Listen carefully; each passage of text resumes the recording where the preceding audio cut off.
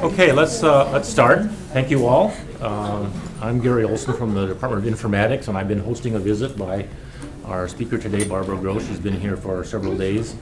She actually gave a very interesting talk yesterday about ethical issues in artificial intelligence, and we've recorded it, and it'll be up on the ICS website at some point soon. And if you missed that talk, I would encourage you to look at it because it raises some very important issues about what's going on with artificial intelligence. Barbara herself is one of the leaders in the field of artificial intelligence. She's been working in it for a long, long time. A lot of work in natural language processing, multi-agent collaboration, and so forth. The work she's doing now that she's going to be talking about is especially interesting to us because it has to do with collaboration, how machines and people can work together to make more effective outcomes and so on. And you'll hear more about the details of that. Given that she's a leader in the field of artificial intelligence, of course, she's been widely recognized. She's in 2009, she won the ACM AAAI Alan Newell Award for her work in artificial intelligence, and just a couple of years ago, she won the ICHCAI Award for research excellence in artificial intelligence. So she's a very highly honored and respected researcher in this area. She's members of all kinds of honorary societies, ACM Fellow, but all kinds of others as well, not surprising. But I think you'll find what she's doing now is extremely interesting, so I'll let you hear from Barbara. Thank you, Gary, very much. Thanks for that lovely introduction and for inviting me here. It is a very exciting time for the field of artificial intelligence. I would say the most exciting time since I started in it many decades ago. AI is out in the world in a way I never imagined it would be. So I want to take this opportunity to reflect on the state of the field and its future, as well as to look at the research that I did over the last several decades, winding up talking about my current work in healthcare coordination. Let me begin with 2 points on the title slide. The Turing test, Turing's idea was to ask a philosophical question in an operational way. He never meant this really as a measure of a field, although people have taken it that way, and you'll see that I think that's a mistake. The Smart Partners Challenge, which I will elaborate on in a few minutes, is in fact not a test in the same sense as the Turing test, and it is actually meant to push us to build systems of a certain sort.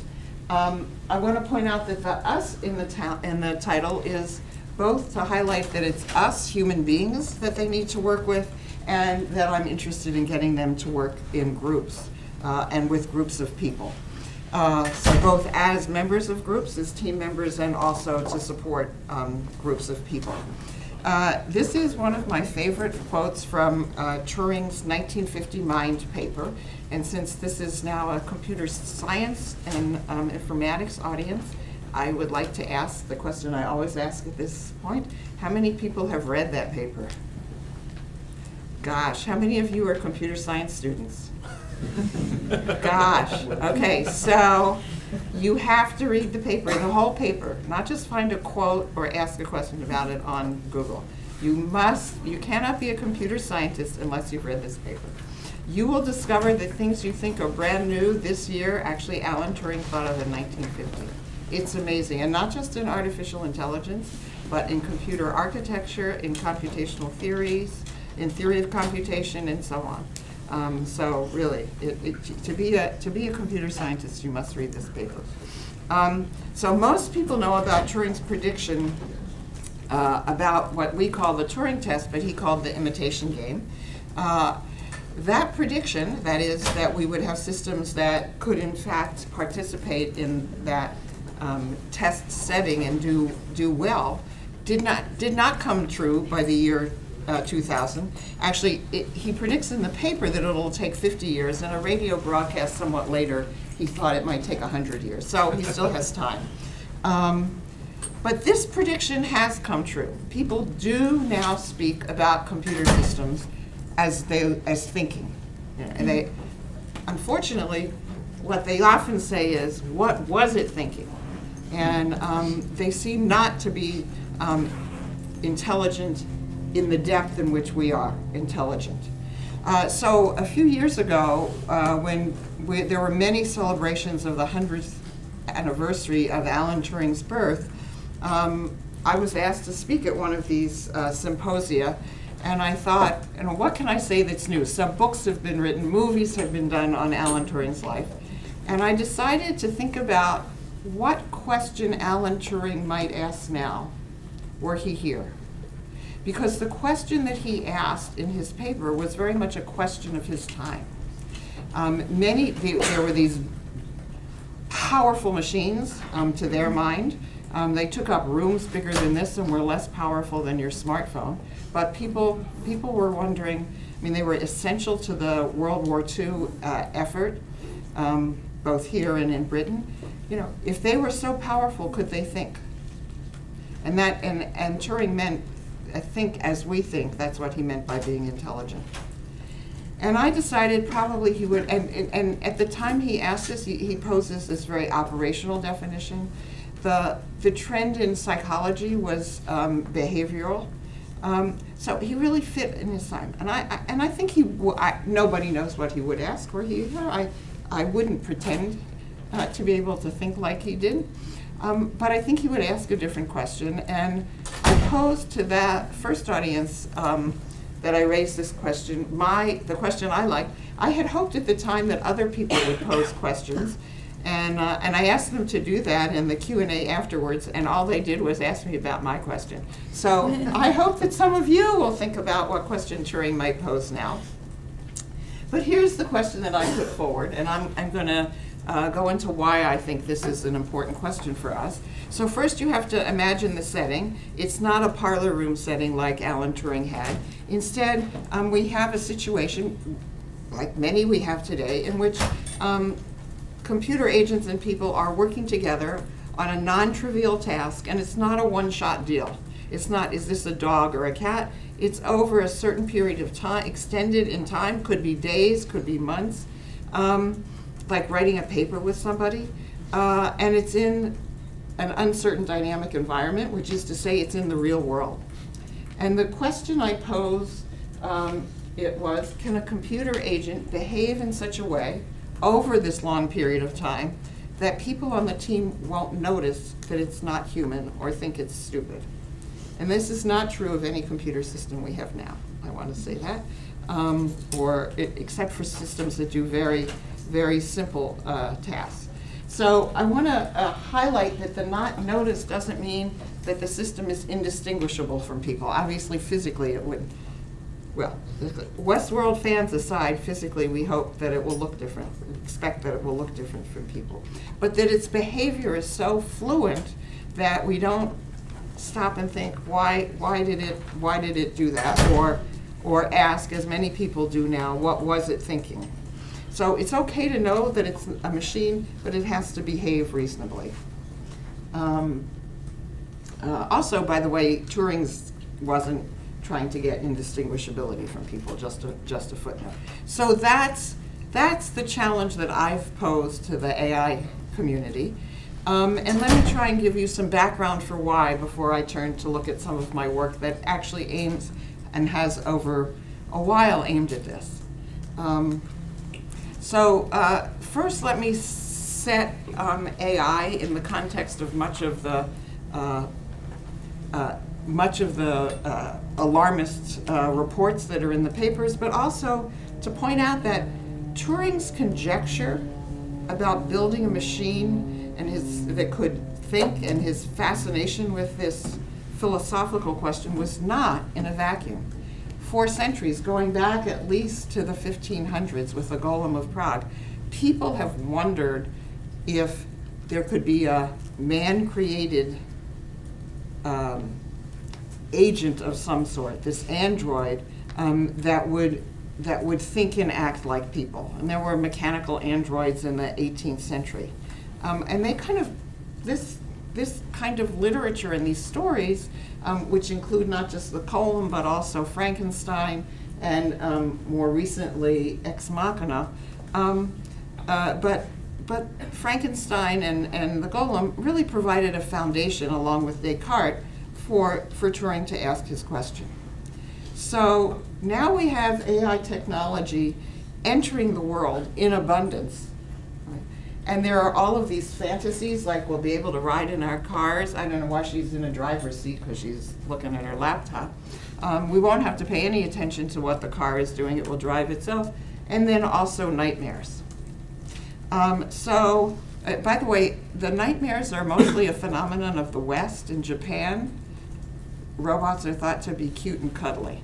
So we can also ask about our literature and their literature and why we always go for the nightmares, but that is not what I'm going to talk about.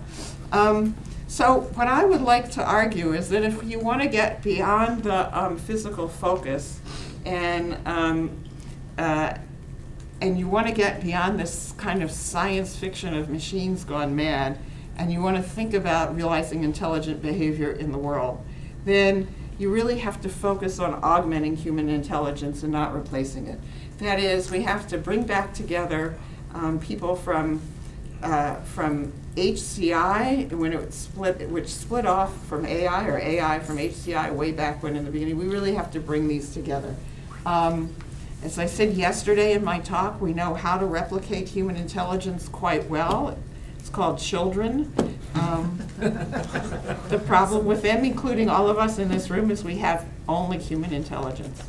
And we need something better than that. Just look at the world. We need some help. Let's build machines that will help us. And furthermore, you can't ignore people. With few exceptions, computer systems are now in the world with people. And we are who we are, and they should work with us, not force us to change and work against our own cognitive capabilities to work with them. So a major thread of my research, really from the beginning when I worked on systems for teaching that were different from the computer-aided instruction, through my dialogue work, has been to enable us to build systems that work well with and for us. And that really requires intelligence in the machine. So I want to go through 5 reasons that I think this is an important area to focus on. I will say usually when I give this talk, I feel like I'm trying to bring everybody along and I'm fighting a trend. But here I am in a room with Judy and Gary Olson, who have been talking about collaboration just about as long as I have, maybe a little bit longer. So thank you for setting a stage where I don't feel so much an outsider. So let me start with computer use now as opposed to 1950. So this is a picture of what computer users used to look like, the use of a computer in 1950. There is one person in one place with one system. It's kind of like astronomers with telescope time now. You got your time, and then you didn't get your time for another few days. That's really not how it is today. We have many people. They're using a multiplicity of systems, and they're spread all over the world, and they're working at different times. So it's a very, very different setting. In this setting, you just don't. In the setting of today, which we see around 3/4 of this, you just wouldn't think about sitting and asking questions and answers back and forth as the way to think about intelligent behavior. But there are other reasons, and they go to the way we think and where our thinking comes from. So I just want to cite, I'm not going to read quotes that I put up, by the way. I'm counting on you to be able to multitask. That a work that actually goes back many, many decades in psychology and cognitive science, that we as people, our intelligence is rooted in social interaction. So one of the most interesting things to me was to learn about brain science research that shows that children who have no social interaction in their first couple of years, and usually this is either very bad parenting or children put in very bad orphanages, they have less gray matter. For the rest of their lives, their brains are smaller, and they generate less energy. So if you can get the child out of the bad situation before they're 2, you can correct for this. After that, doesn't happen. Tomasello has argued that we start by cooperating and build language on top of it. Patricia Kuhl has very, very interesting experiments that show that in face-to-face with high social interaction, children learn language. They don't without it. I'll just give you an example of one of her experiments. She's at the University of Washington. She took graduate students there. She took a graduate student there who was a native speaker of Mandarin, and she had her that student interacting with first language, only language, English parent, the babies of them. So just for short periods of time, interacting face to face with these babies. In the critical time, I forgot to tell you something important. For those who don't know, we're all born with all the phonemes of all languages in the world. By the time we're a year old, we've lost everything except our native language, unless we're lucky enough to have 2 different languages or 3 being spoken to us. So she took the babies in the critical period between 8 and 12 months. She had this Mandarin speaker interacting with them face to face. They kept the Mandarin phonemes. She showed them videos of this same person doing exactly the same behaviors. They didn't keep them. Okay. The obvious question is what happens if you interact over Skype. She probably has run the experiment now. I just don't know the results. Okay, so that's a second reason is that our intelligence comes from social interaction, and so obviously it plays an important role. The third reason is if you're going to build systems that interact with people, they need to know about the people. And as I argued yesterday, we need to design in both ethics and collaboration from the very beginning. So with apologies for those who were there yesterday, but this is one of my favorite interactions with my smartphone. I ask, where's the nearest gas station? I get a list of 16. I ask which ones are open. Oops. And it asks if I would like it to search the web for the quote, which ones are open. Right. I teach a course on intelligent systems design and ethical challenges. The only requirement for prerequisite is 1 programming course. The first assignment is to find 3 things that the smartphone can't do. It's amazing how easy it is to break this. And how interesting some of the broken things are, by the way. So one of the things I think is really important in understanding where we are is to look at the errors that systems make. And you'll see that if we're not designing for interacting with people, there are many, and there are many that make no sense to people whatsoever. Yesterday, I talked about how that gets us to very bad places ethically. I'll just give you an answer here. An example here. So autonomous vehicles are making the news all the time. They're getting better and better and better. There are all sorts of predictions about when they're going to take over. But they have this problem, and the problem is us. So we don't always follow the rules. We don't behave so if the only cars on the road were autonomous vehicles, they would be fine. They would have no trouble. They could communicate with each other. But we haven't yet completely changed the transportation infrastructure here, so we don't drive, only they do. By the way, we probably would have to have separate walkways. Certainly given the way people cross streets in Boston, I think they're better behaved here in California, though you're getting bad, guys, you're getting bad. You better watch out. There are always going to be conditions that designers won't have foreseen because people are not so predictable. More predictable than we think, but not so predictable. So those are all reasons from the system point of view to focus on building systems that could be good team members. But there's another reason, which is it's fun and it's interesting, and there are lots of interesting scientific questions. And there are lots of algorithmic questions, and there are lots of questions about modeling people. There are very important questions about things like going between the two, like what's sometimes called handoffs and sometimes called transfer of control. It's great. People you're on the 5th floor, 4th floor, and 5th floor of this building. We need you guys to get together. I hope I got the right floors. Okay. Let me just say that it's not only, that in addition to this, because this allows me to go to dialogue, which I think is one of my favorite topics, but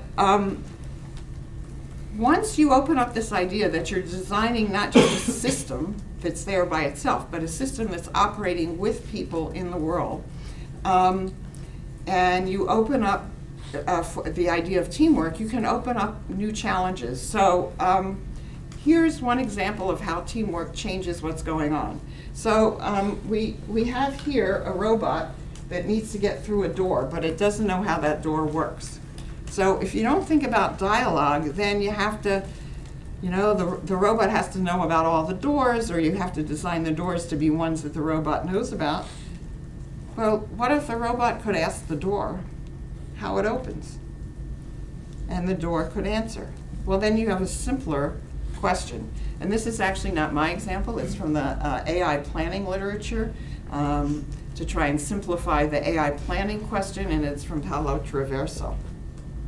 Okay, so I've mentioned dialogue, and I want to say a little bit about the nature of dialogue, because I know there are many people here interested in natural language processing. This was the first area of research that I did, was to understand how.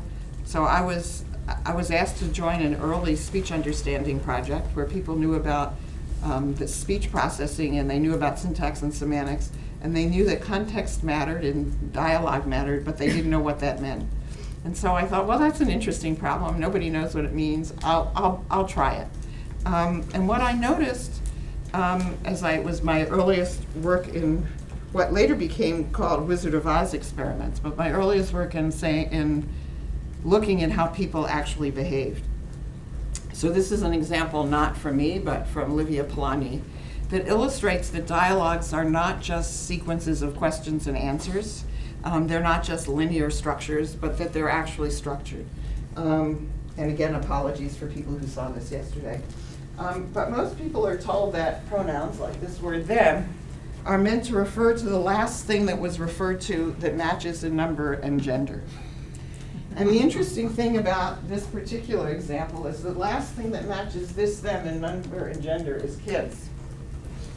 But nobody I know who reads this thinks that it's the kids who are going to be put away. Because actually what happened here is the narration of the story was, John came by and left the groceries, "Stop that, you kids!" And I put them away after he left. So many signals in the language and the intonation that tell you that there's an interruption. But notice, and I think, did anybody here think that them was kids to be put away? No. Okay. Wait, So, I did. You I did. Just a little. Yeah. Yeah. So notice Do you that. have kids? You want to put them away sometimes, right? But that's a very good point, right? Because it's not that semantically you can't put them away. Right. Exactly for the reason you said. But we can read, and actually I had examples from people assembling a piece of equipment that whenever they were successful, these were my early dialogues, people would say, plug it in and see if it works. There was no mention of the whole, it was an air compressor, for half an hour. And nobody ever thought that it was odd.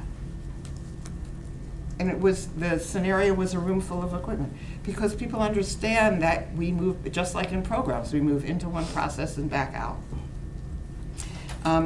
Okay. And there are a few slides in this that are especially meant for the graduate students and postdocs in the office, in the audience. This is something Alan Newell used to do this, and it was really important to me as a student. He would pass on his wisdom from the research that he had done. And when I gave my research excellence talk, I decided that I would try to do that, and I've kept these slides. The first piece of work I did was to show that dialogues aren't random sequences of utterances, and then with Julia Hirschberg, work that showed that the intonation, the tunes that we use in our language were among the signals. So that's the past research. The reflections in my career lessons. So what do I mean that senior gurus are sometimes wrong?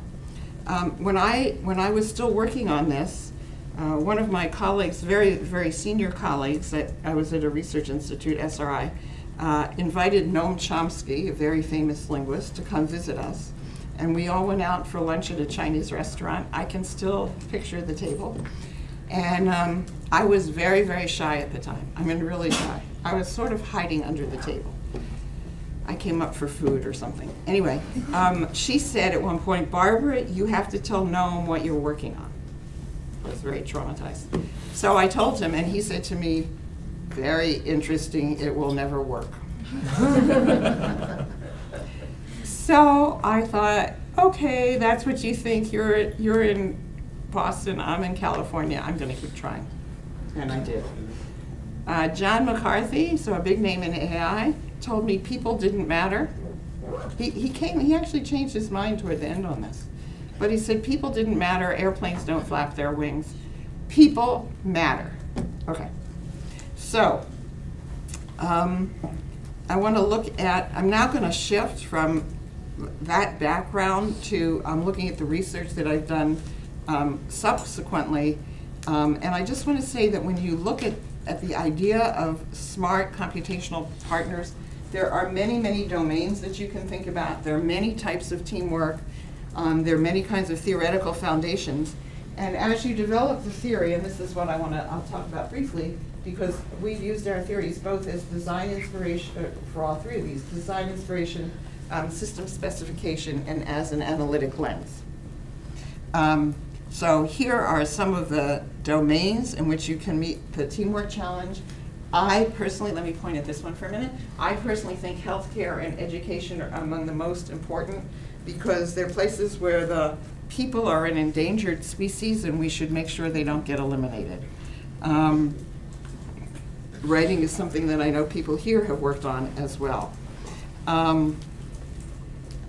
So what are some of the settings? Well, we can think of teams, this is the thing that I started out thinking about, teams that have both people and computer agents on them. And we see this in robot-assisted surgery and in rescue operations. For example, Robin Murphy had her robots in the 9/11 rescue scenes.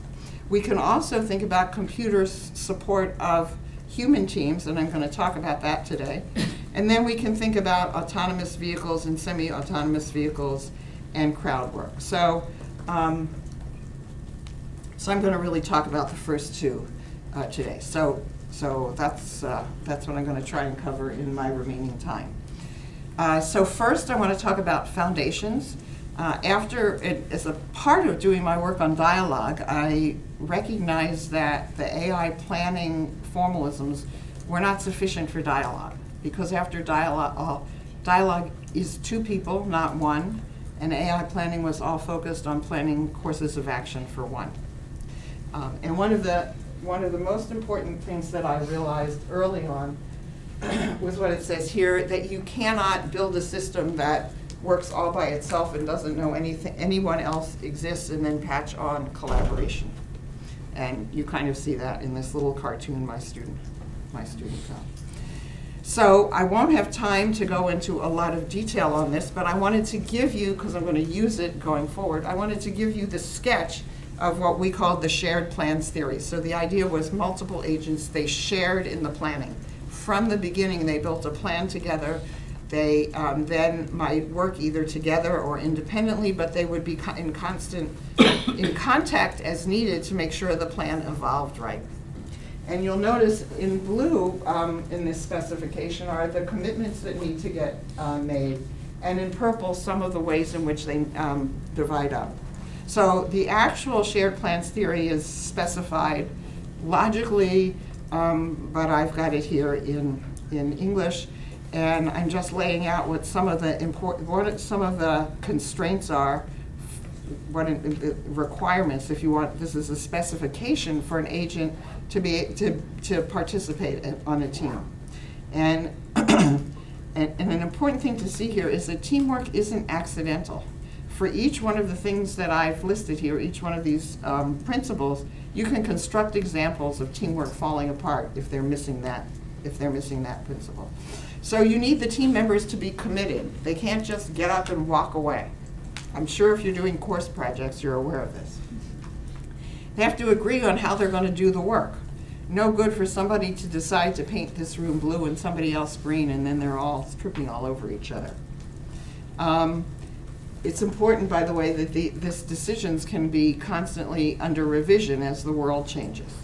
They have to agree on who's going to do what, but they don't have to agree. Once we divide, this is about delegation or dividing, we don't have to all know the details of what each other is doing. If we tried to do that, we'd all go crazy with knowing too much. Okay? But we do each have to commit to doing our part, and we each have to commit to our partner's success. Okay?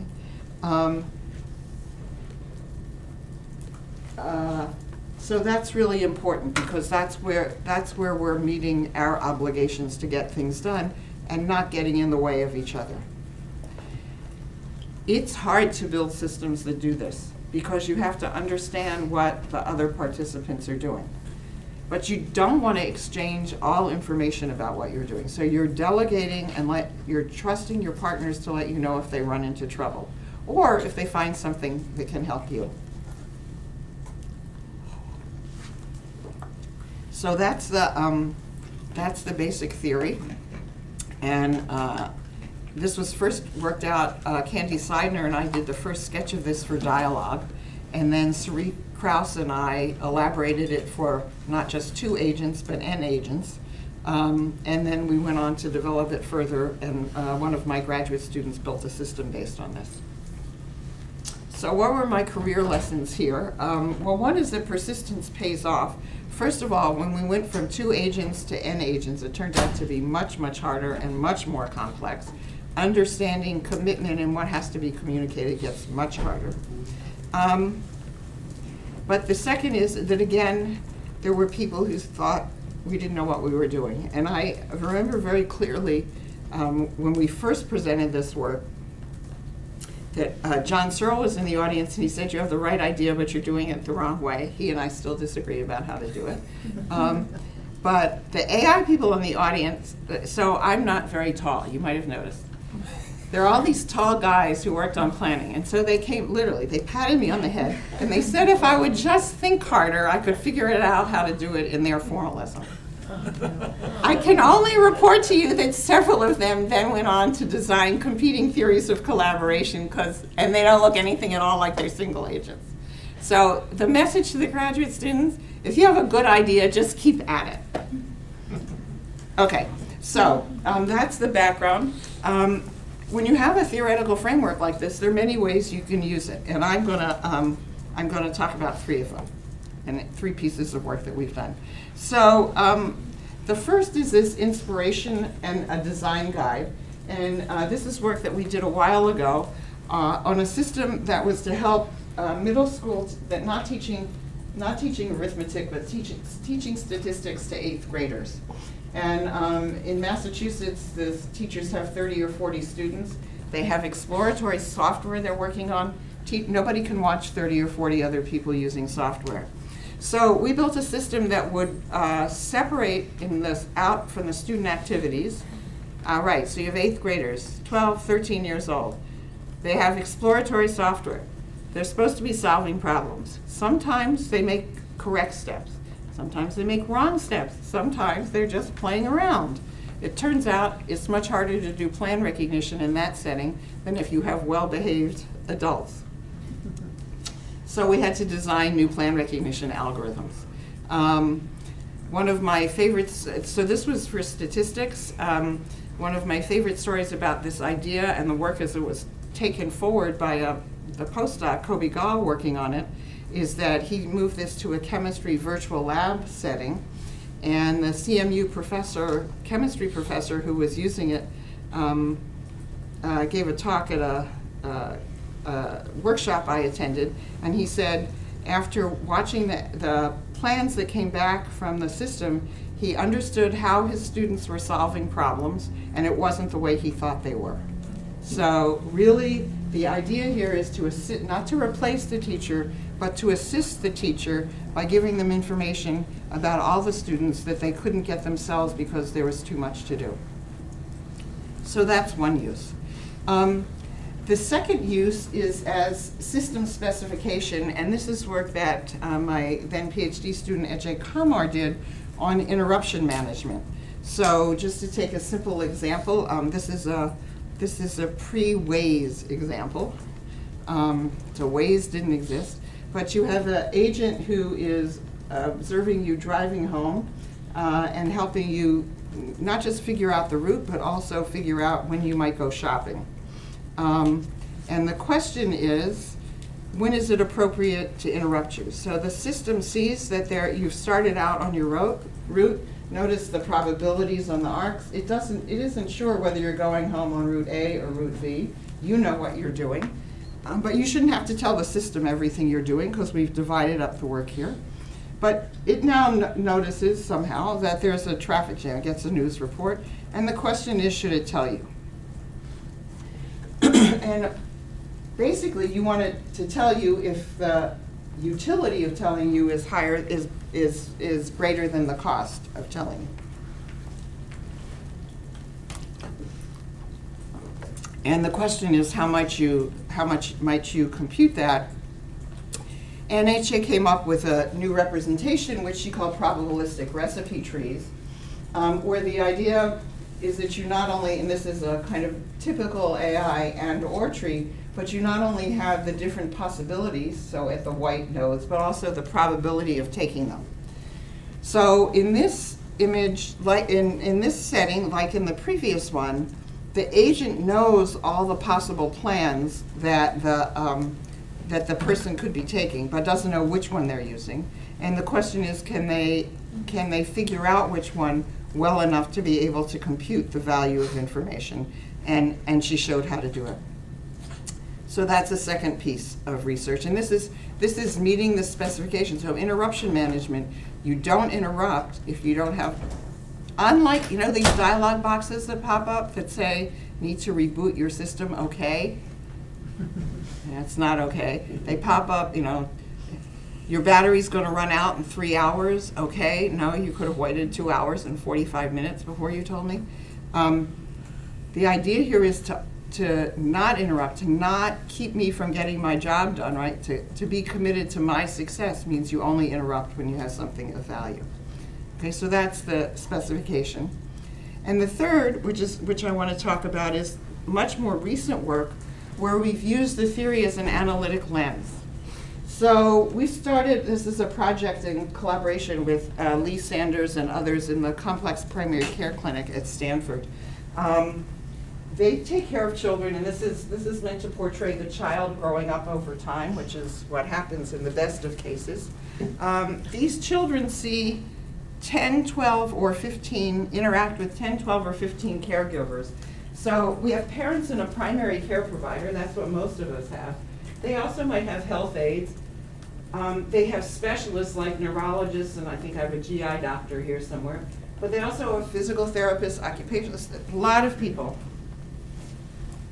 I'm not going to ask you to raise your hands. I'm just going to say no human being can keep track of 12 or 13 other people and what they're doing. If you think you can, come see me afterwards. Don't raise your hand. You don't want anybody in this room to know you'll get a lot of jobs. And electronic health records do absolutely nothing to help with this, except maybe get in the way.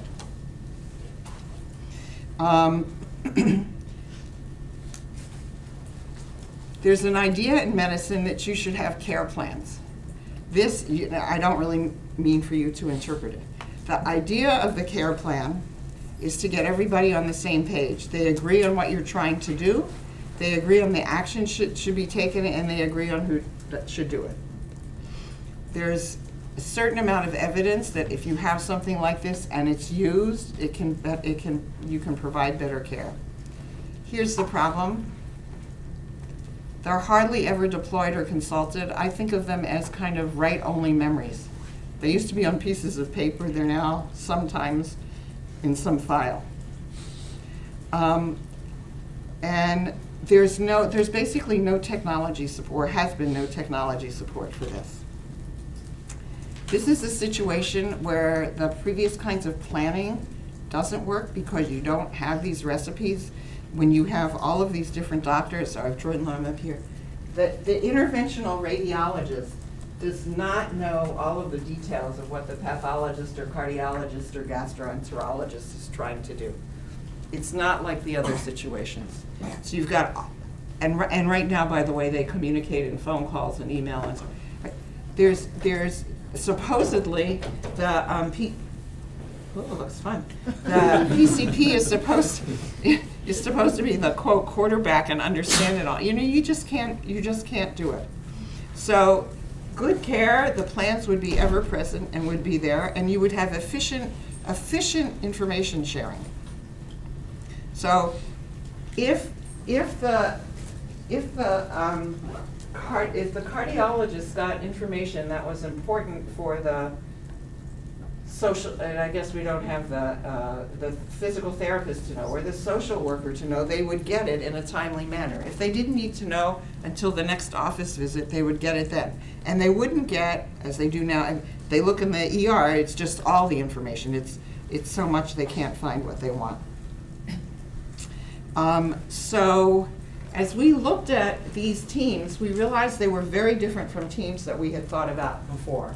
First of all, they're flat structure. There's nobody in charge. Nobody tells the doctors what to do. Nobody even tells the therapist what to do. I mean, they prescribe for fixing something, but the physical therapist decides on a plan. They're loosely coupled. So there are points of intersection, but not a lot of them. And the trick is to find the ones that matter. They last for a long time. They're continual. The kid grows and changes. Different people are changing things at different times, and the patient is seeing the caregivers at different times. So they typically see specialists once every 6 months and physical therapists twice a week. Many challenges beyond prior teamwork models, and this is what we're working on now. Right, these are two of my favorite quotes from formative interviews that my student Ofra Amir did in the beginning of the project with parents and caregivers. And you can see that the parents are basically carrying the load of being the integrator or the care coordinator. Sometimes if there's lucky, there's a so-called care coordinator at the hospital, but usually what they're coordinating is the scheduling of appointments and not much else. So this flat structure is putting a burden on parents, and they're also caring for this very sick child. It's also putting a burden on the caregivers, and this top quote is probably my favorite quote in terms of pointing at the necessity of all of this. So one of the questions was to ask the doctors if they had an example when they were missing information that they needed about the patient, and they couldn't find it in the EMR. And notice what the doctor says, there isn't an example when I wasn't missing information. That means we're not getting good care. So you can actually see a way that shared plans tells you, gives you some things that you need for healthcare coordination. So remember, we had consensus on the recipe. So one of the things that we decided that that technology could do is to provide support for having the high-level approach available for everybody, for having ways for it to change over time, to support the communication and coordination that you need to meet the commitment, and then, of course, to meet this this information sharing need. And I just want to tell you a little bit about, so that I finish on time, a little bit about the work that Ofra did on her thesis, which was to figure out how to do information sharing in this loosely coupled setting. So no complete plan, that's no complete plan knowledge, extended duration. So the lack of complete plan knowledge is a problem. The extended duration allows for reasoning about collaboration problems, collaboration interactions. And so she designed a new representation called mutual influence potential networks that captures which people in a collaboration are interacting with each other and what objects they're interacting with, and uses the extended duration of the task to actually collect these patterns, understand task dependencies and task allocations. And then she designed an algorithm that reasons about information sharing based on those learned collaboration patterns. So we've, and then the question is, does this actually help? So I'm going to give you a quick tour. This is work that she's just, at the 2016 is her thesis. She's just in the process of writing the journal paper for this. But she basically tested this in a collaborative writing situation. So you have several authors. The information you collect is as somebody completes a session, you look at the change log, you collect the actions that they've done. You build this MIPNets that shows, this is the different authors, Chris and Bob and Alice, and the paragraphs that they're touching. And the arcs get higher weighting the more and more you interact with the other person. Okay, so now you have a new author coming and you're trying to compute the degree of interest of this author. You have the current MIPNet and the last seen document. You rank the changes and you give them a highlighted document. Now this looks just like Word or some Google Docs, but only a subset is highlighted, and it's the subset that is thought to be most interesting. So she compared this MIP-DOI calculation of what to show people with showing in an experiment, with showing them all edits, which is what the current systems we use do, and with filtering, so she calls this personalized, and with filtering randomly.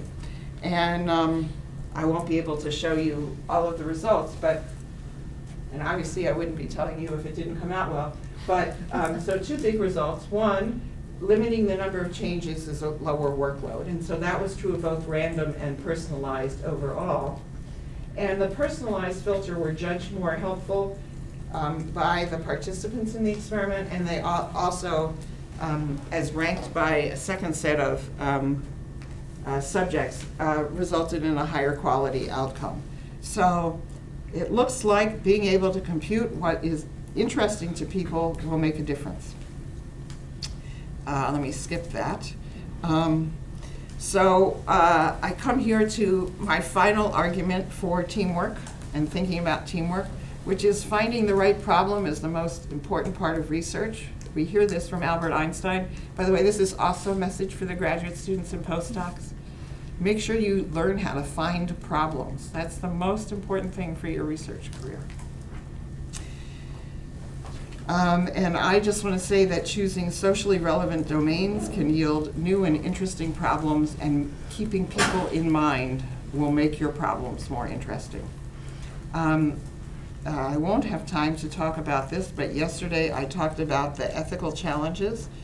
So just for those of you who weren't there, this is a Barbie doll that fortunately isn't a bestseller. The doll claims to be your daughter's best friend.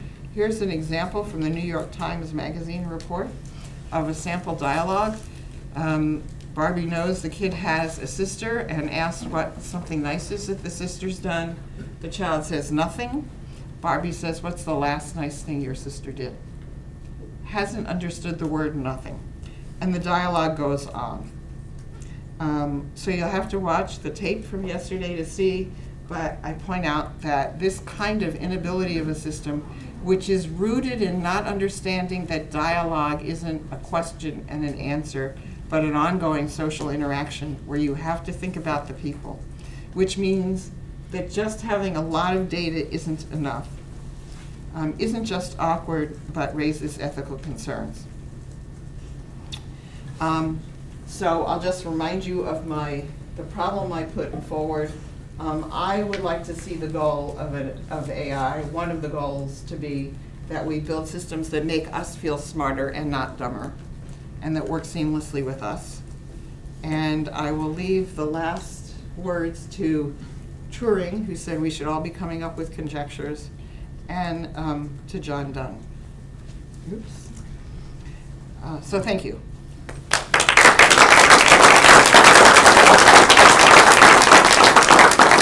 We have time for a few questions. Should thank all of these people who worked with me.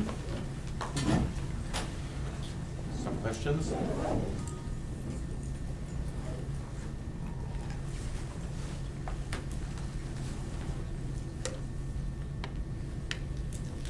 Somebody has to have a question.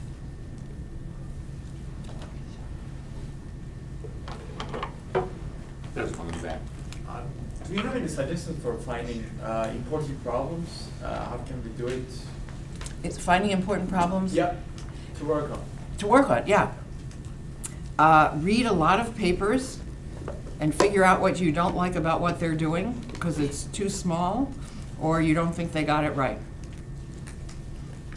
Go to a lot of talks and don't try to just make, 95% accurate, 96% accurate, but try and fundamentally change what's there. Judy.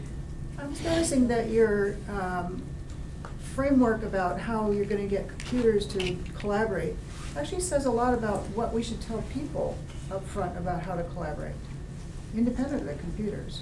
Because I talk a lot about having a communication covenant up front, but it seemed to have a lot of Really? these things in it, not all of them, so I learned a lot about what to put in it. Thank you. Yeah, this is always my hope, and did I actually have this quote here? I can't remember No, I know. So there's a wonderful, maybe it is here. Now, there's a wonderful quote of Turing's where he says, we'll learn about how we think by trying to build systems that do it. And so I'm really pleased to hear this, and I would love to talk with you more about it. Because it's, I think that's great. That's all I want to say.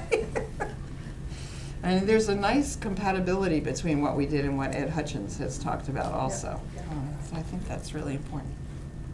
I thought I saw another hand. Yeah. Are there any other essential papers you recommend reading, or? Yeah. So for our work, for our work, it's the papers I put up here, and also you can find them on my website or Ofra's website. And then, it's always really good to look at the references. So when people cite papers, don't just skip that part. Go look at the titles of the papers they're citing and then skip. So this is what I tell my students here.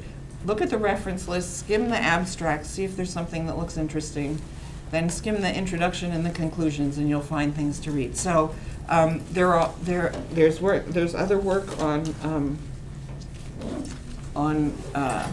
all of the things I talked about, on dialogue, on intonation, on formalizations for collaboration, which leads to if you want hard problems, decision making in the context of teamwork is much harder than not.